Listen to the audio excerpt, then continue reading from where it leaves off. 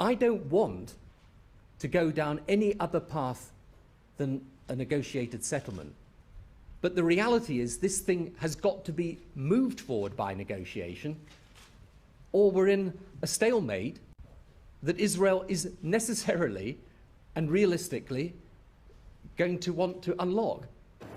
I hope we are now in a position to move forward in this way. First of all, and most importantly, that we would, whilst Israel will maintain the blockade in respect of weapons and combat material coming into Gaza, that we change the situation so that those goods that are necessary for ordinary civilian life are brought into Gaza as a matter of course. In other words, we change from the so-called permitted list of items, where things only come in if they're on that list, to the prohibited list, where things come in unless they are on that list.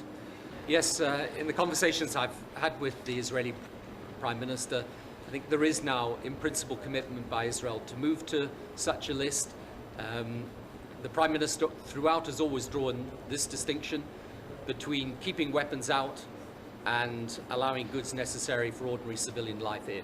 I think that distinction can best be addressed through moving to the prohibited list, but all the way through, that is the key thing for Israel. They will maintain the blockade in respect of arms and combat material, but they are prepared to let in goods that are necessary for people's ordinary lives.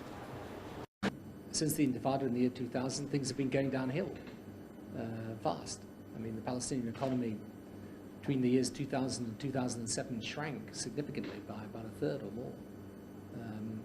Now, what's happened is that in the last year, it stopped going down, it's coming back up a little bit, and now we need really a step change to make it go a lot further and faster, and we need to get a new way of dealing with things on the West Bank. According to human rights groups here, many of them without arrest warrants, we've interviewed a number. The most important thing for Palestinians is to better move around their own territory. Now, in relation to here in Nablus, however, we really need change, fundamental change on this Luara checkpoint. Take my best side.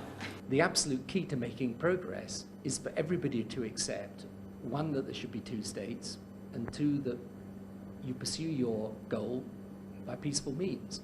I mean, once you accept those two principles, everyone can be part of this deal, and actually you could move it forward very quickly. Because let's be clear, I mean, the single most difficult thing about this, and it's very difficult to say this, especially here in Nablus, is that the Israelis have a genuine security problem. Now, do I think that justifies everything that they do? No, but they do have a genuine security problem. For me, I'm content to work in it as long as I can and as long as I'm useful. I mean, I believe in it. I think it's, as I've often said, the single most fundamental issue for us to resolve in terms of peaceful coexistence, not just between Israelis and Palestinians, although primarily that, but between the West and Islam, the world and Islam. I think it's just it's a fundamental question of human fairness and human justice, and if we resolve it, it's a powerful signal and symbol of peaceful coexistence. And we have now got the economy on the West Bank moving again and growing again. That can help and support the political process, and that's really what we want to achieve. So I don't underestimate any of the difficulties and the sad events of the last few days, but I do believe that the stronger we can be in our commitment to try and change people's lives on the Palestinian side for the better, to offer a hope of higher living standards and prosperity for the future, then the better the chances of getting people to find a way through the political difficulties and reach an agreement. And I think there is a sense of possibility, but whether that sense of possibility can be translated into something that is something that needs to be worked at and thought about over time. I will be here now talking to people in Israel, talking to Palestinians as well, getting a sense not just of the challenges and the issues, but also some of the potential answers and solutions. But for the moment, I think it's best that I see people.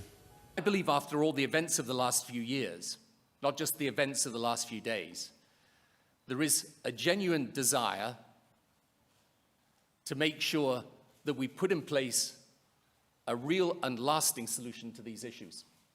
That we don't come back again in a short period of time to more rocket attacks and more death and more destruction.